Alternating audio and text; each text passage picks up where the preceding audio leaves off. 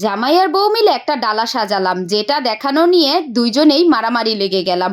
অবশেষে পুরো ক্যামেরাটা আমি একাই দখল করে নিলাম, কারণ যে কোনো ঝগড়ার মধ্যে বউরাই জিতে, জামাইরা কোনোদিনই কোনো ঝগড়ায় জিততে পারে না বউদের থেকে। হ্যালো এভরিওয়ান, আসসালামু আলাইকুম। চলেন পুরো ব্লগটা শুরু থেকেই দেখা যাক কেন আমরা আজকে ডালাটা সাজালাম। আর এই তো আমি আর আমার জামাই মিলে একটা ডালা সাজিয়েছি। এটা ছিল গতকালকের ব্লগ। গতকাল সকালবেলা আমরা বাইরে খাওয়া দাওয়া করেছিলাম।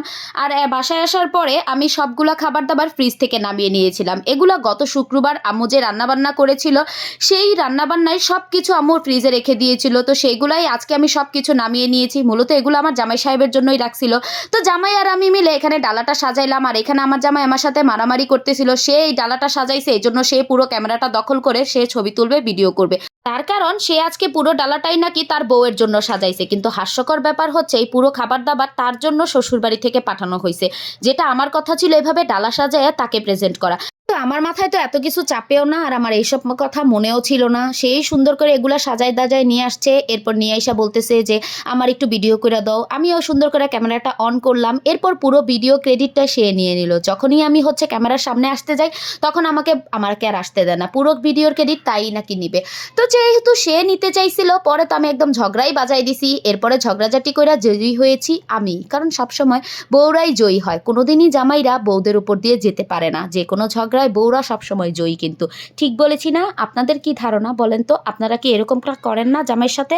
সব কিছুতে রাইট সবসময় বউরাই কিন্তু হয়। তো যাই হোক, এরপরে আমরা সবাই ফ্লোরে খাইতে বসছি। আমি আর আমার জামাই, পোলামাইয়া তো আছেই। আমরা ফার্স্টে একটু বিরিয়ানি খাইলাম, তারপরে আবার পোলাও থেকেও সব কিছু খাইলাম। পরে আমার জামাইয়ের মনে হলো যে না, বিরিয়ানি আগে খাবে, পোলাওটা রাতে খাবে নাকি, কারণ একসাথে এত কিছু খাওয়া যাবে না।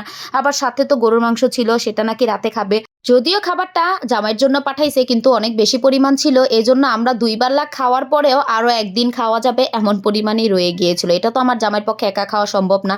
এই জন্য আমরা সবাই মিলে একসাথে বসছি, আর আমি খাওয়ার সময় শুধুমাত্র একটার পর একটা খাবার ঠুইসেই যাইতেছি।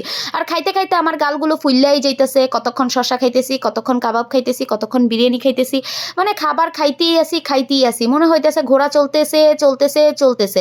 তো এই খাওয়া দাওয়া তো পর্ব শেষ হওয়ার পরে এখন বিকেলবেলা, এরপরও খাওয়া দাওয়া চলবে, চলার কোনো শেষ নাই। আমি গিয়ে মুড়ি মাখাইতেছিলাম। পুরো রমজান চলে গিয়েছে, আমরা একদিনও মুড়ি মাখা খাইনি কিন্তু। আর এখন রমজান চলে গিয়েছে, এখন মুড়ি মাখা খেতে ইচ্ছে করতেছে।